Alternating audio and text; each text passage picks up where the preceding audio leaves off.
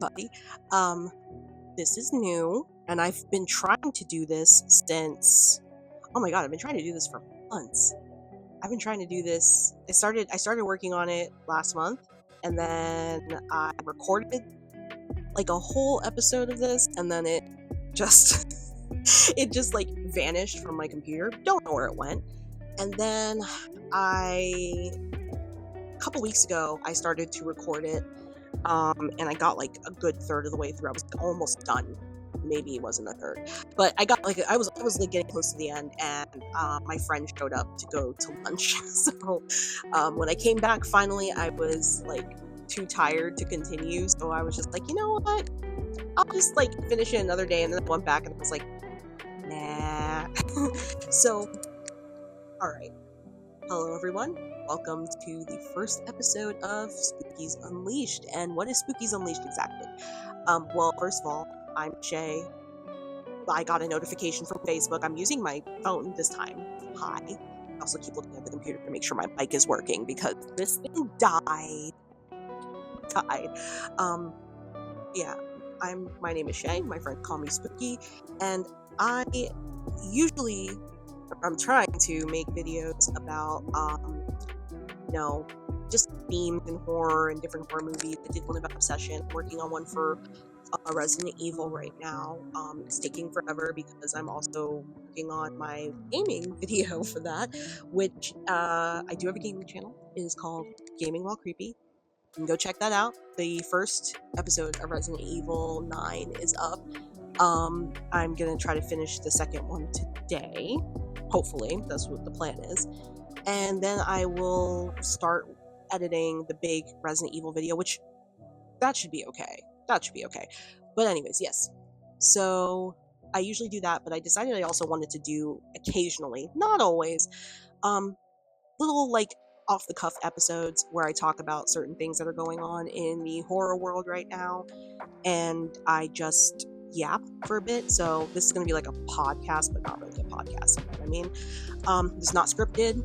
I just write down talking points that I wanted to hit, and then I hit them and I say what I need to say. Now, I'm going to be altering the original plan for this because originally I was going to be talking mostly about Obsession, but I think the conversation has kind of died down around the specific subject, but I am going to talk about this specific subject because I do have thoughts, do want to say some things. But I thought I would talk a little bit about a couple of other things in the horror world right now that are going on, including Halloween Horror Nights. I'm so excited for Halloween Horror Nights, except for what they just announced yesterday, because why are we getting a Fortnite haunted house? Or haunted house? Scare zone. Anyways, jumping the gun. So yeah, there's that. If you like this style of video, definitely let me know, like hit the like button, leave a comment, let me know, because this is going to be, like I said, more low-key and just me sort of sitting and chilling and talking about horror stuff. And sometimes I might do a little movie review if I've seen something recently worth talking about, and sometimes I will just be yapping about horror. I do have a shirt on. It's backwards for y'all, but it says Born to Yap, and that's what we're here for. Okay, let's get cooking. So first, I just want to get it out of the way, and I want to talk about this, even though, like I said, this is last week's news or 2 weeks ago news at this point. Alex Myers is really weird. I don't know if you guys probably don't know him, but maybe you do. Maybe you've seen the millions of videos that have come out about him since the Obsession review that he did. But he's kind of weird. He's kind of weird to me. So I just kind of wanted to go over that and then talk about my general opinion about that, which I'm just a person. I'm like thing. I'm a buffer. But yeah. So first things first, Alex Myers, if you don't know who he is a movie reviewer. He's a movie reviewer who does cartoon style movie reviews where he basically just like draws his avatar and then like talks about movies. He's known mostly for doing either really, really bad movies from like Netflix or like kids movies, like Disney movies. So him covering Obsession was an odd choice. It definitely was because he wanted the clout from it.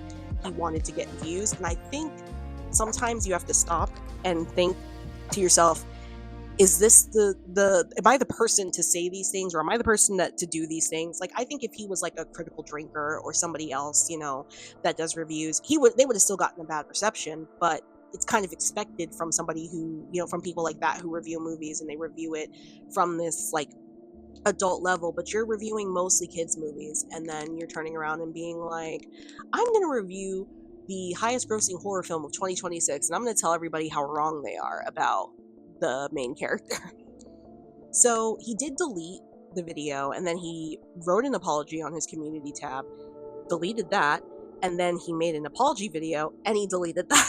So he basically just washed his hands clean of this whole thing. He also put some some stories up on Instagram, basically being like, oh, so many people wanted to say this about this movie, but like they're too afraid because of the hate mobs on Reddit. And look, I know that there is there's a fandom for this movie, which I don't really feel like that's appropriate because of it's a movie, but I just think it's weird when you turn it into like a fandom thing. I don't know, it's just weird. But I know there's a fandom around this movie, and I get that they're a little bit aggressive.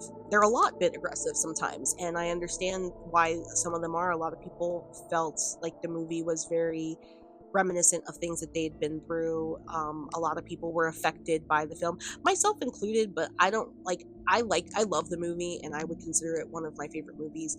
Oh wait, I just realized, I looked at the screen and I just realized this is not backwards to you guys. Sorry. But yeah, I do love the movie. I do think it's a really great movie, and I would say it's my favorite movie so far of 2026. And it's also kind of a comfort movie for me now, because I do find like the story, like now that I know everything that's happening, I get kind of excited to see things. I'm like, oh, this part's so creepy, and then I'm like, I'm like excitedly watching it. It's the same way I feel about Hereditary. But like, yeah, there's a fandom around it, and they are pretty aggressive. They're very obsessed with proving that Bear is this evil mustache twirling villain. And I think in my video I made, I haven't watched it since I edited it. I don't watch my own videos, obviously. I think the point I made was that I don't really see Bear as evil. I just see him as opportunistic, really, and that's still a bad thing, and he's still a good person. But I personally don't think the villain is any specific. I mean, if you need it to be a person, it's Bear. If you need it to be a specific person because you need to know who's the good guy, who's the bad guy, it's Bear. But I think that it's much deeper than that. Personally, I think that the villain story really has to go off on like the like society surrounding things. Kicked my stand. But yeah, it has to go more so on the society that's surrounding things, on the culture that we live in, and also on the fact that there is a thing with male ego that can be destructive to a woman's autonomy and existence. It's a very good movie for that reason, and it's a good movie because it brings up a lot of conversations about consent, conversations about idealizing a person, conversations about like mental health, mental illness. It's brought up a lot of different conversations, and I think it is important to highlight those. I do think Alex Myers was the wrong person to come out and try to talk about Bear, because essentially what he did in his video, credit to him, he did not defend Bear, or like say Bear wasn't the villain or Bear wasn't a bad guy, but he kind of praised him for doing stuff that wasn't really worth praising. Like in the beginning of the movie, after he snaps the stick and Nikki starts acting weird, and she goes back to Bear's house with him, and she's taking off her shirt, and he turns around, like he's like, oh, see, he didn't assault her, he didn't like objectify her, so like therefore he's not a bad guy. And it's like, he didn't do it because he knew how it would look. That's why, because the main thing you have to remember is, in this moment when you're watching that scene, when she kisses him, he doesn't stop her. He clearly thinks that there's something wrong. He clearly can see that there's something wrong, but she kisses him and he just continues to kiss her. And then when she realizes, when, you know, that what she's doing, that she freaks out, he's like, you made me feel like I did something wrong. Because you did. You shouldn't have been kissing somebody that you thought was under the influence. That's the whole point of it. Because even at that point in time, you know, yeah, he didn't know the wish worked, but he thought she was under the influence, and that in and of itself is not good. So, yeah, but I actually wanted to talk about something that I haven't seen people talk about Alex Meyer's interview review, and that is how he describes both Nikki and Sarah. Now, I've heard people talk about it, but I haven't heard people talk about why it's a huge red flag and why it's a serious issue. I haven't heard people talk about that yet. So in the video, he describes Nikki as a crystal Latina mommy, and he describes Sarah as septum girl because she has a septum piercing in the movie. And I want to highlight this because I have unfortunately run into people like this on the internet, and the way that they act and the way that they view women. There are two things. There's a lot of things that, you know, incel men do not like about women. But there are two things that I get I hear people make fun of the most. These guys make fun of the most. One is liking crystals, astrology, spirituality, anything like that. They will tear you apart and make fun of you, which for me, that is a very, very insulting thing, because I do believe in that stuff. I'm not woo-woo about it. I'm not over here like, let me just like make a bunch of videos where I'm like talking about, you know, like the third dimension or whatever. Like, I don't need to do all that. Like, that's personal, that's private to me, that's something I do behind closed doors. And if you have a problem with it, bye. You know, you can't change my mind. You're not going to make fun of me and make me feel bad for something I do personally and privately. However, you know, I hate seeing that. I hate seeing guys, you know, make fun of women for liking crystals, for liking astrology, for believing in spirituality. A lot of it, I think, comes from the ego of the atheist. We're not going to get into that too much, but like, a lot of these men are atheists. A lot of incels are atheists, and they think, oh, I'm smarter than her, so if I make fun of the thing that she thinks is real, she's gonna like me. Yeah, she's gonna like me, isn't she? No, she's not. I've had guys do that to me. No, I don't find that cute. I don't find that funny. I don't make fun of someone's beliefs, even if you don't believe it. Like, you can think it's the stupidest thing in the world, but you need to respect that person's beliefs as long as they're not hurting someone. Now, if they're using their beliefs to hurt somebody, yeah, go ahead and call them out. But if they're just like, hey, this is what I believe, and then they go on with their day, like, you don't need to follow them and explain to them why they're wrong. That's not your job. No one's paying you to do that. Anyways.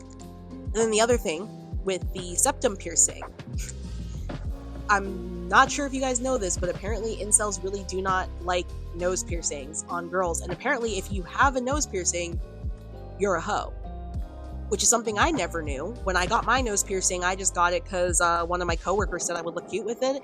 And I thought, let me alter my body, you know, physically and do that. I mean, to be fair, piercings can close up.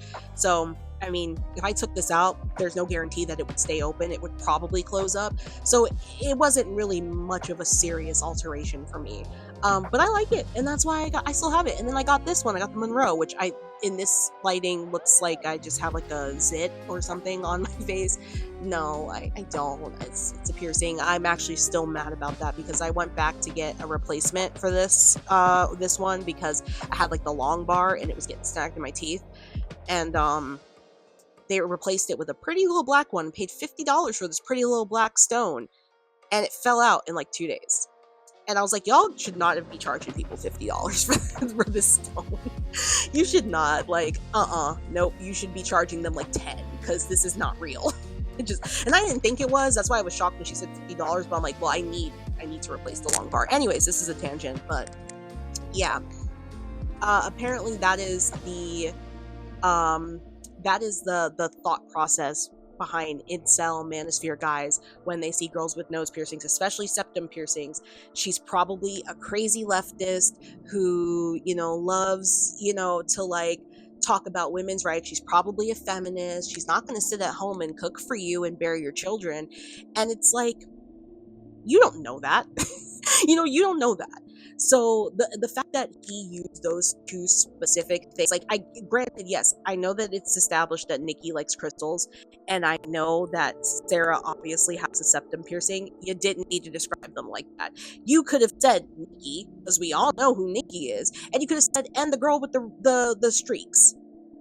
That would have been fine. Oh, she's got streaks in her hair. Okay, yeah, he also, and it's also in the context in which it's used, because he doesn't just say these two stereotypes like just to describe them. No, he is mentioning in this particular part of the video that Bear was screwed either way, whether he went after Nikki, who he liked, or Sarah, who liked him, because Nikki is a crazy crystal spiritual mommy, Latina mommy, and Sarah has a septum piercing. And so those are two, like, just those, you might as well just take the L, is what he said. You might as well just take the L.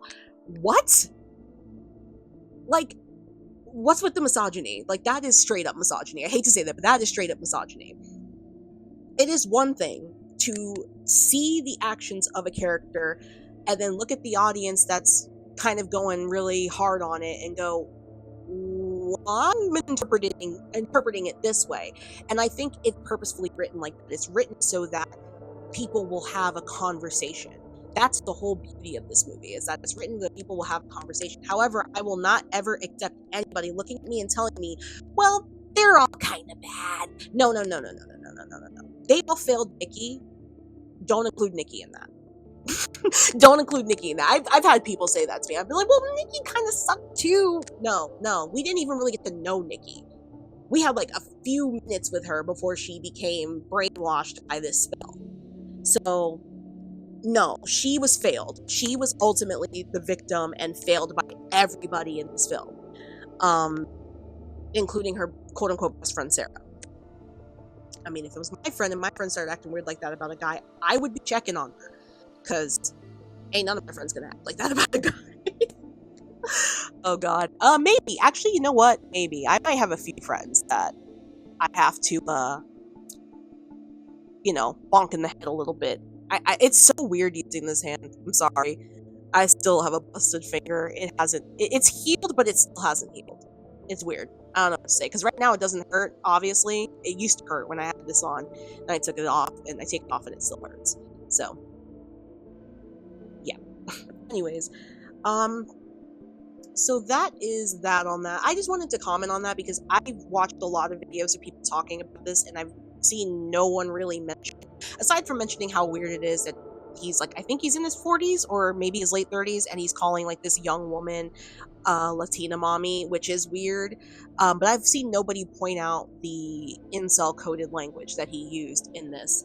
And I'm not saying that Alex Myers is an incel. I'm not saying that at all. I'm not accusing him of being one thing or the other. I'm just saying that the language was incel coded.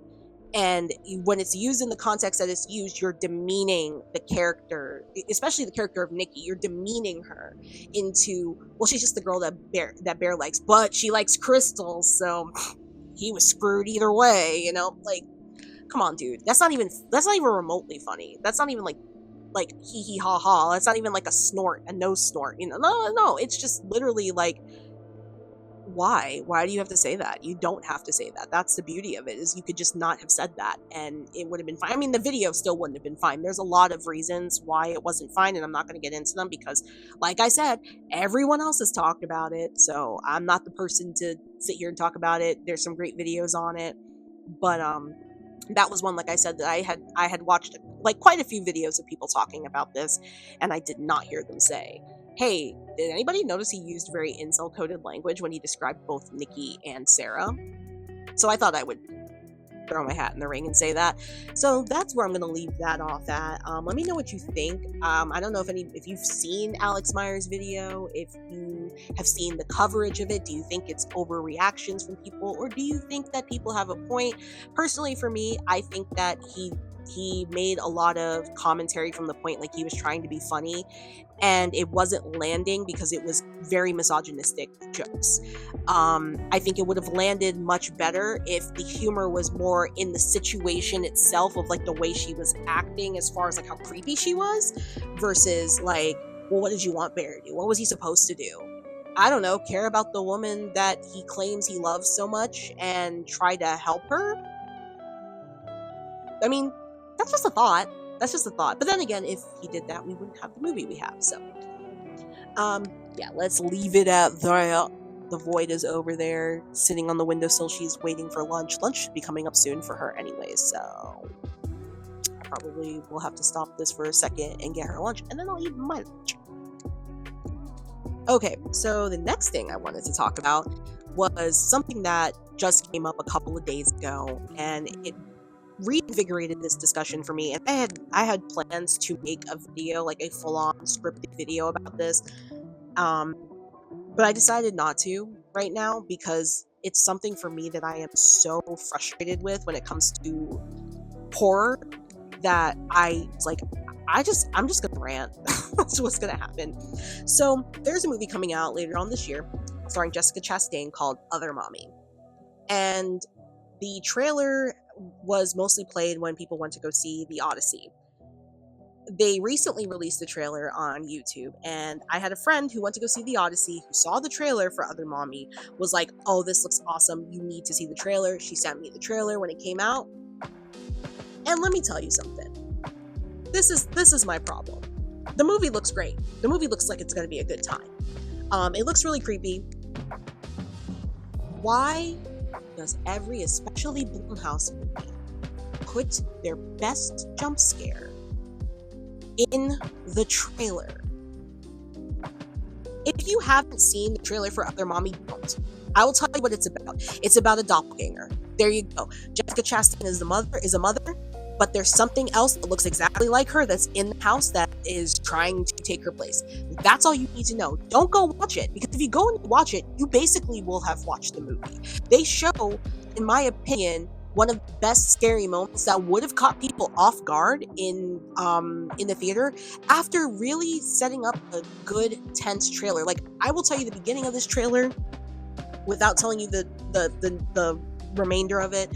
The little girl comes up to Jessica Chastain and they're talking, and she's like, oh, how about I make you a snack? And she tells her she's gonna make her like scrambled eggs, and the daughter's like, oh, we had that for breakfast. So she goes, oh, how about I make you your favorite pasta? And she puts the pasta, in the pot and starts boiling it, and then she's talking to the daughter, and she's like giving this whole weird speech about like, do you remember where you were before you were in my belly? Like, you were in my heart. And the tension just changes. It's like, it gets like this weird, almost like Alfred Hitchcock kind of shot, where it's like the background is zooming out, she's zooming in a little bit, not full on like he used to do, but the Jessica Chastain is like smiling and saying this monologue, and tears are coming down her face, and they keep cutting between her and the pasta.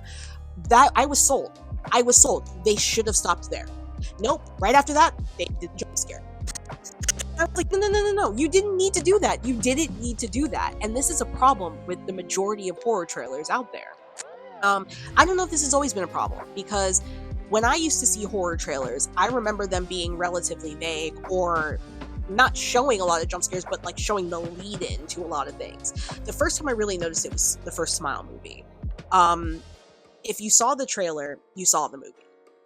All of the great scare moments that they had in that movie, they showed in the trailer.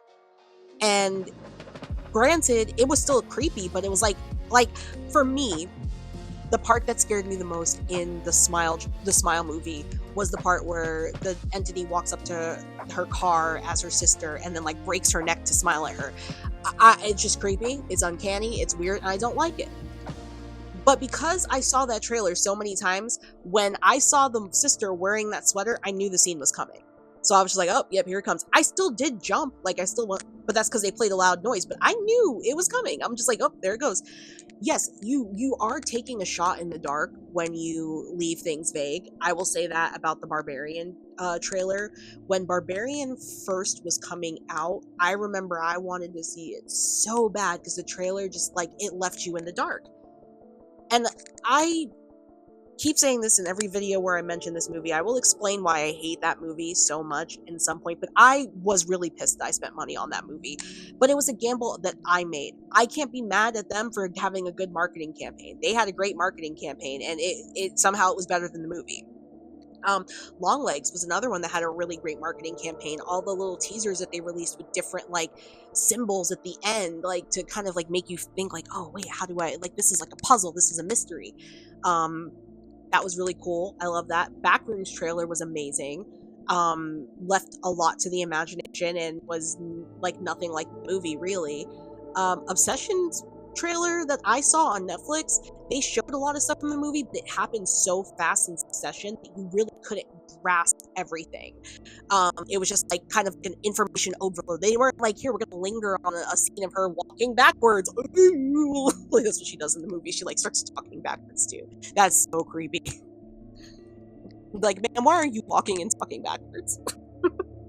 But yeah, those movies work the best because you're not getting good moments in the trailer. You're getting the idea of the movie, and then you sit down to watch the movie, and the movie gets to you organically. I've noticed this with a lot of Blumhouse films. Blumhouse films are the most egregious example of this. They will quite literally make a trailer and just show you the entire film in the trailer and be like, doesn't that look good? You want to see that? And you're like, I mean, I just watched it. I just watched it. The Woman in the Yard was one that they pretty much showed the whole movie in that one. I just watched this movie the other day, Imaginary. That was another one that they showed the entire movie in the trailer for the most part. And I know that there's been arguments in the last 6 years about whether or not it's ethical for trailers to be deceptive. I know back when I was a teenager, when Sweeney Todd, the Demon Barber of Fleet Street was coming out, there were a lot of people who aren't theater fans who just saw Tim Burton, Johnny Depp, and Helena Bonham Carter and were like, sign me up. And then they showed up and they realized it was a musical and they were pissed. Now, my personal thought is, Google existed then. You could have Googled the movie and you would have found out it was a musical. You would have known. I knew it was a musical going into it because I love that. I love Stephen Sondheim. So I knew it was a musical walking into it. But there were so many people that were upset because the trailer wasn't cut like a musical.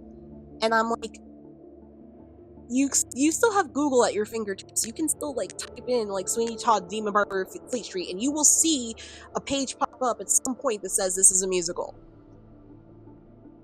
I know they didn't have the AI like AI thing in Google back then, but they had Google. It existed, and you could type it in, and you could find that like that. I have to snap with that hand.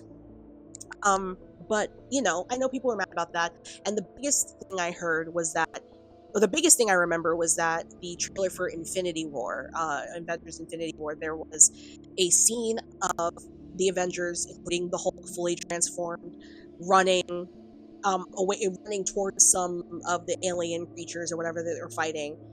And if you watched Infinity War, you'll know that Bruce Banner is not able to turn into the Hulk anymore after his brutal beating from Thanos. He's not able to turn into the Hulk anymore. And that never happens. And for some god-awful reason, some of y'all were really pissed about that. You never turned into the Hulk. Well, okay, and some of y'all got really pissed about the Avengers Infinity War not having this scene of the Hulk and the other Avengers running.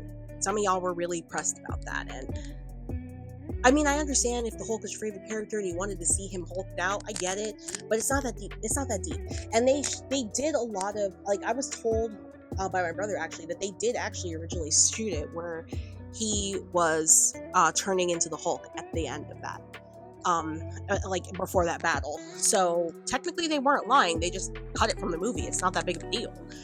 That happens sometimes. But some of y'all got really, really butthurt about it. Those of you that like Marvel, not all of you, because I know there's a lot of people that don't. But yeah, it's just very weird.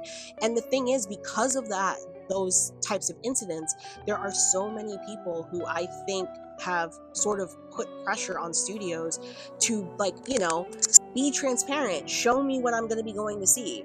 But for horror, that doesn't work because you're showing too much. You're showing us the entire film, and yeah, that might make me go, oh yeah, it looks pretty good, I want to see it. Like, am I still going to go see Other Mommy? Hell yeah. I love Jessica Chastain, first of all, and it looks creepy. It looks creepy. And I don't like the whole doppelganger thing. That stuff freaks me out. So, like, I'm all down for that too. But I would have preferred it better if they didn't show so many of the creepy moments in the trailer. If they just left it at her, like, speech and then maybe, like, rapid fired a bunch of stuff, you know, like after, like, it would have been fine. But they decided that we needed to see the whole movie. Speaking of trailers, I also watched the new trailer for Resident Evil, the Resident Evil Zach Cregger edition. My thoughts on this is that I'm kind of like I'm on board. I'm on board. I watched Resident Evil Welcome to Raccoon City last month, and I talked about it in my what I watched, last month video. And I talked about how, Resident Evil is basically a movie. You can pretty much just take the story and put live actors in it. But if you want to do a Resident Evil that's not based on the game, that's not based on anything, that's great, that's fine. You've got to take the characters out. You've got to take the main characters out. You've got to put it in a different setting. And it looks like that is what Zach Cregger's doing. We're following somebody who isn't a cop, who isn't a STARS agent or anything like that. It's just a delivery guy. And now he might, now he's going to Raccoon City and he's getting thrown into this. Will we see any of our favorite characters or beloved characters? I'm kind of hoping not. I'm kind of hoping that they don't have a big part in it if they show up. And I don't even want them to show up. I just want them to be mentioned and that be it. It does look good. It looks fine. Like I said, I forgave Zach Cregger after I watched Weapons because I still was mad at him after Barbarian, but then I watched Weapons and I really liked Weapons. I thought it was fun. So I forgave him. So I'm willing to let him take one of my favorite franchises and try it. It does look good. It does look good. So I'm willing. I also did love at the end when Austin Abrams' character was asking, where is this delivery going to? And the nurse was like, it's going to Raccoon City Regional. I was like, just hearing the name just got me so hype. I was like, yes, Raccoon City. Oh my God. I'm so excited. So yeah, that I just wanted to mention that I just watched that because it looks like fun. It looks like a good time. They did show a lot in that trailer, but not enough for me to feel like they ruined the movie. Like everything was done very tastefully. So, Blumhouse, take note. I don't have a problem with Blumhouse. I just feel like I'll show too much in your trailers. You gotta stop doing that. You gotta show less. Less is more. In horror movies, less is more. Show little and get lots. So, but yeah, if you... I would suggest going and trying to see both of those movies when they come out. They're coming out later this year, so it's gonna be good. There's some good movies that are coming out this year, so for the rest of the year. So I still haven't seen Evil Dead Burn. I'm supposed to be going next week, and that segues me perfectly to the last topic I want to talk about, which is Halloween Horror Nights. I don't know why I just said that. So we still are waiting for one more IP announcement for Halloween Horror Nights, but we got a lot of announcements the last couple of weeks, and I just wanted to kind of talk about them a little bit. I'm mostly going to focus on the IPs, not the original houses because I don't have them committed to memory yet. I'm mostly going to focus on the IPs. But so far, out of all the IPs, everything that people thought it was going to be last year when they dropped the first speculation map, they're right. So the very first IP that we had announced was Sinners, which I was shocked by because I really thought if they were doing Sinners, they would wait for it to be the last thing they announced. But they probably, because they were dropping tickets, they probably were like, okay, this is going to get people to buy their tickets. I already had my ticket. But they were adding the premium screen nights and all that fun stuff. So they were probably trying to get people hey, Sinners. I've seen mixed opinions about it. Of course, people like me who are diehard fans of Sinners, we don't care if the house is scary or not because we're going to be on the rocky road to Dublin. But there are people who are like, how are they going to make that into a haunted house? It's not scary at all. How are they going to make Fortnite scary? Because that's one of their scare zones. How are they going to make Fortnite scary? You tell me that. Leave it down in the comments. I've played Fortnite a couple of times. I don't remember it being scary. So how are they going to make Fortnite scary? There's have a bunch of people with creepy looking avatar costumes on, dancing, doing the little T-pose hitting that T-pose. Like that's what's gonna be like, you know. So again, if you have a problem with sinners being there, and you think how are they gonna make that scary? Well, Fortnite. That's all I can say. That's my response. The second house they announced was Stranger Things season 5, and honestly, I mean, I gotta be quite honest. That is the IP I'm the least excited for, and that is saying a lot considering every other time that they've had Stranger Things, that is my must do. I'm gonna hopefully be able to check out all of them this year. But like, if I don't make it in that one, I'll live. I'll be okay. um, I, I was a huge fan of Stranger Things. Stranger Things was a big part of my life before it became popular on TikTok. Um, before Eddie Munson, like, yes, that definitely was part of it, but before all of that, I was a huge fan of Stranger Things. I watched it when it first dropped, and I remember telling everybody I knew to watch it because I wanted it to get to second season because it was so good, and it became what it did, and it's taken a lot. It's been a lot, a huge part of my life, and I wish I could be excited for this. But after learning that the Duffer Brothers really didn't plan for season 5 and they kind of just winged it, I'm still mad, and I don't know if I will ever not be mad at them for that. Because, and this is me saying this, because I actually liked season 5. I actually liked the finale. And I stood 10 toes down against every single one of my friends who sat there. Not every single one of my friends. There were some of my friends who liked it too. But every single one of my friends who sat there and argued with me. No, it is the worst finale of all time. It is awful. It is garbage. It's stupid. And I defended it. Only to find out that they were right. Only to find out that all the people who were criticizing them and talking about how terrible the ending was were right. That the Duffers didn't care. So when I found that out, it ruined my love for the show. It really did. It affected my love for the show because that made me feel stupid for liking something that they didn't even put any effort in, and they made all of their critics, feel vindicated. Like, oh yeah, you guys said you didn't put any effort into it, and we could tell. Not me. I just thought they were trying to give everybody a happy ending. I didn't realize that they just kind of rushed everything. Now, I heard that from a second source. I didn't watch that documentary, but that's where everybody said they heard it from. I don't know. If that's not mentioned in the documentary, please tell me, but I've heard it from like a bunch of different sources on like YouTube shorts, reels, people talking about it and being like, we told you the Duffer Brothers didn't have a plan when they made this season.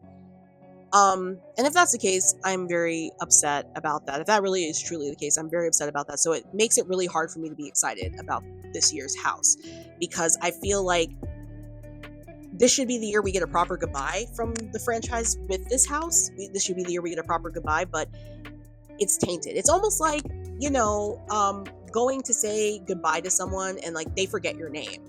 Like someone that you thought you were super close to, going and being like, hey, have a safe trip. And they're like, yeah, who are you? Like, that's kind of how it feels for me right now. Is like they just it's just gone. So I'm very I'm not excited about that one. Am I gonna do it? Yes. If I can, I will. I do have a friend who's excited about it, so I will probably be doing that house with her. Well, I'll probably be doing it with a few people, like going through the house with a few people. But and hopefully it'll be fun. Hopefully it'll be fun. It's not going to reignite my love for Stranger Things, but hopefully it'll be fun. The next one that they announced was Hellraiser. And I'm going to be completely honest with you.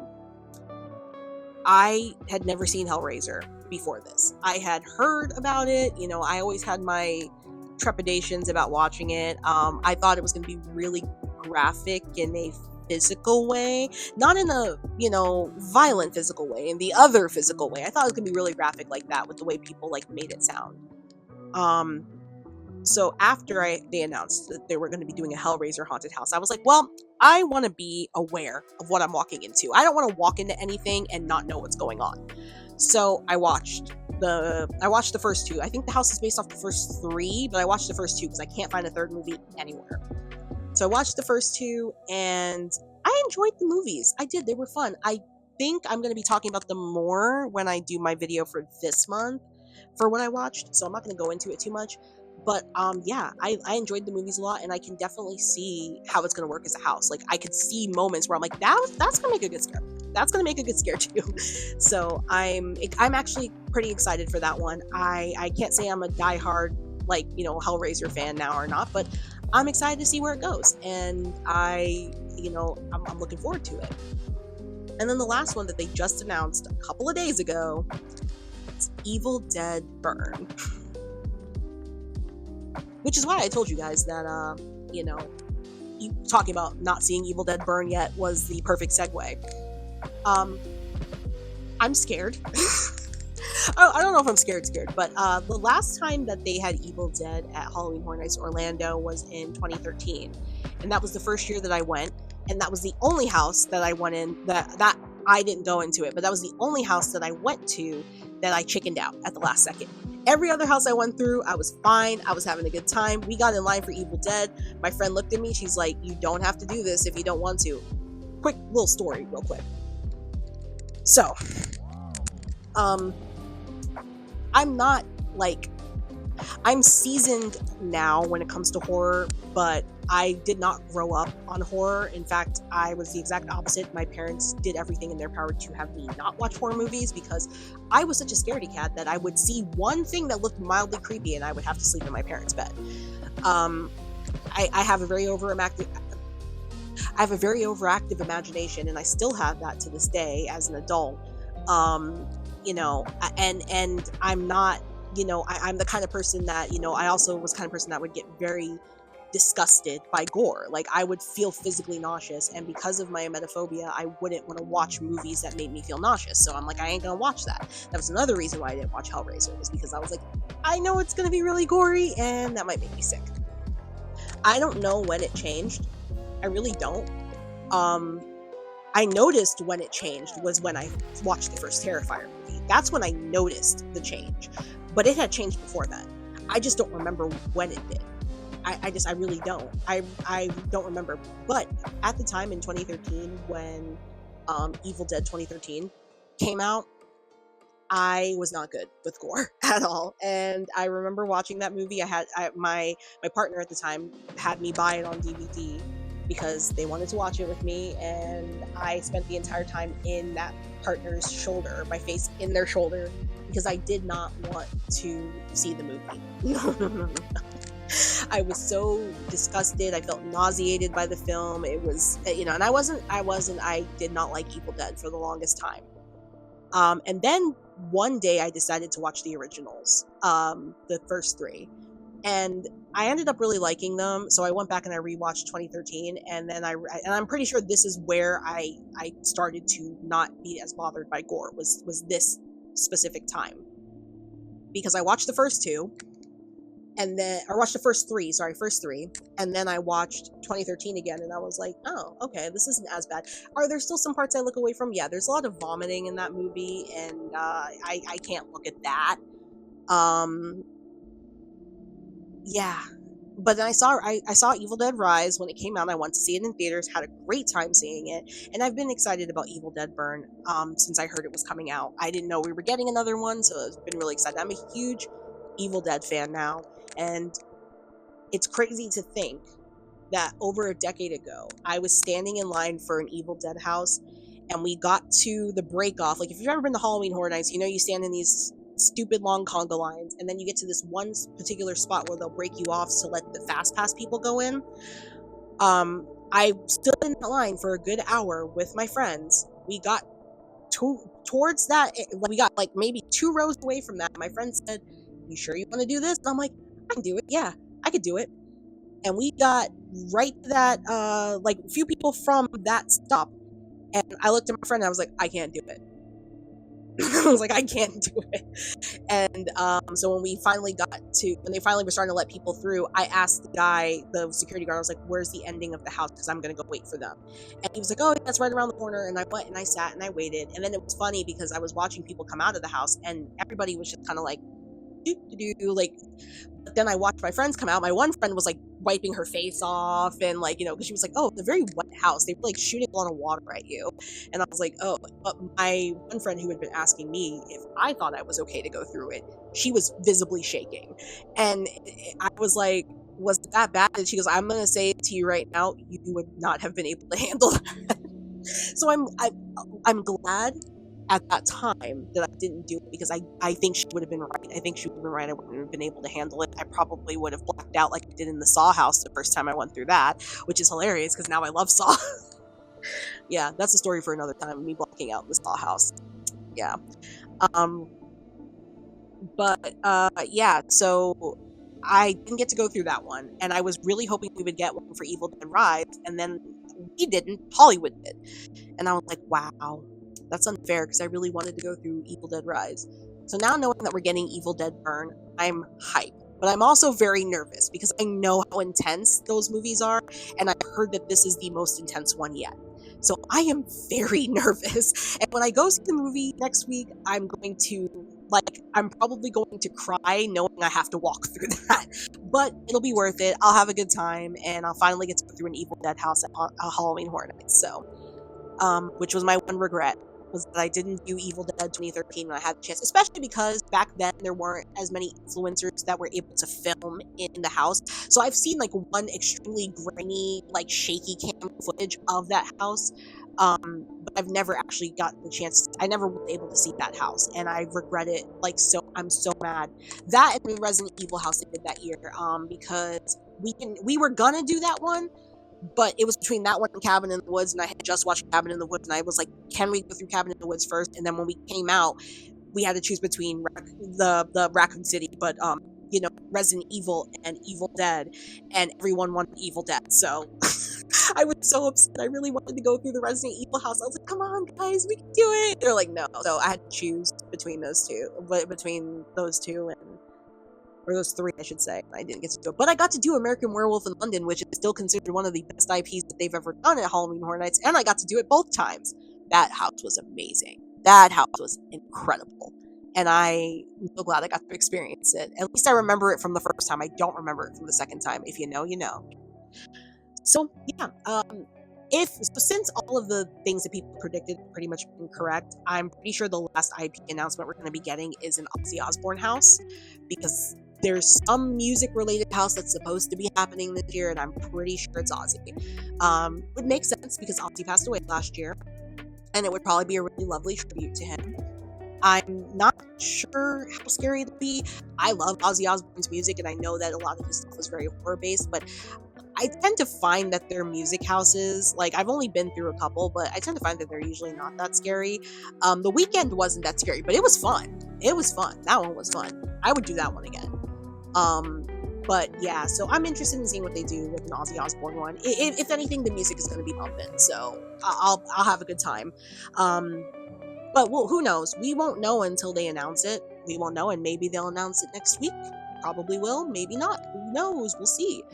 Either way, I'm very excited about this year's event. I'm always excited about Halloween Horror Nights, because Halloween Horror Nights, it's usually a good time. But this year, I'm coming prepared, because I'm getting older. Those lines can be a little bit killer, and with the heat index just shooting up, especially this year, I got a fan that has a mister in it. I'm going to be putting water in so I can spray myself while I'm out there. I have to find out for sure if Universal will allow you to bring empty water bottles. I'm not sure, because I know Disney does, but I have a water bottle. I have this water bottle here, and this one is like a thermos. Like, you hear that? Yeah, it's like a thermos. So it holds cold water very well. It takes a few days before it starts to get warm. So my plan was just to put ice in it, because last year they didn't have any ice in all of their machines. So that was a nightmare. So I just plan to put some ice in it. But if we can't, then what I'll do is I will just bring my Freestyle cup and ask the lady at the Minions Cafe for ice again, like I did last year. Because these people, I mean, like, seriously, it's so hot outside. What are you gonna do? Like, I can't drink warm water, especially that warm. I can't. I'm sorry, I can't. It makes me nauseous. So I need cold. Sorry, no, it's not good for you necessarily, but I need it cold. I got better boots, better sneakers. I got to get the proper socks. I do have like some good socks, but yeah, no, I'm coming prepared because last year I was in so much damn pain after every night. So this year, and I'm going to be making sure that I take Tylenol beforehand. That saves my life. Like, I'm gonna make sure I take some painkillers before I leave the house. And oh yeah, and also this year they are starting the early entry stuff at like 2. And some of the houses are going to be open. I think like 3 houses are going to be open at that point in time. Insane. Can you believe that? Like, I'm shocked at where we are. You know, I mean, I kind of grew up with this event, even though I didn't really go. Well, the first time I ever went was 2007. But I didn't really go like a lot. I did grow up with this event because my sister worked at this event at one point, and they used to go to this event all the time. My siblings used to go to this event all the time and stuff when they were like in college and stuff, having a good time. The floor is rumbling. But yeah, no, it's like I grew up with this event, so it does. There's like a level of like this means something to me. So seeing it become what it's become now, where, you know, like they're opening it at like 2, so you can go through haunted houses. I'm interested in seeing what houses they're going to have open. If they're going to be the same every night or if they're going to rotate them. I don't know. But all I know is I'm going to have fun. I'm going to try my best to have fun this year. Ain't nothing going to bring me down. Ain't nothing going to break my stride. Nobody's going to hold me down. Oh no. I got to keep on moving. Anyways. Alright, so that is it for my Yap session. I don't think I have anything else to talk about. I touched on everything I wanted to touch on. And yeah, so I'm still working on my Resident Evil video, both the gaming video for the gaming channel, Gaming While Creepy, and the essay video that I'm doing. I hope to have it done before the end of the month. That is the plan. And then we will move on to other things, because I have been working on this video for like 3 months now. I mean, I have to do everything myself, so it's kind of hard sometimes, you know, especially when you work, you know, it's hard to find time to work everything in there. But let me know if you like this style of video. I kind of like it. It's off the cuff, and I get to hold this little fuzzy thing right here. Fuzzy. And there goes the rumbling again. I don't know if you guys can hear that, but it is rumbling. There's a garage beneath us. Yeah. Yeah. Let me know what you think. If you like this type of video, like the video, subscribe, leave a comment, let me know what you think. And yeah, make sure that you definitely make sure that you leave some sort of engagement, because if not, then the void will attack me, and she's already attacked me several times this week, so I would like to not get attacked again. But I hope you guys have a great rest of your week, or whenever you're watching this. I hope you have a great rest of your day, your night, whatever, and I will see you guys in my next video.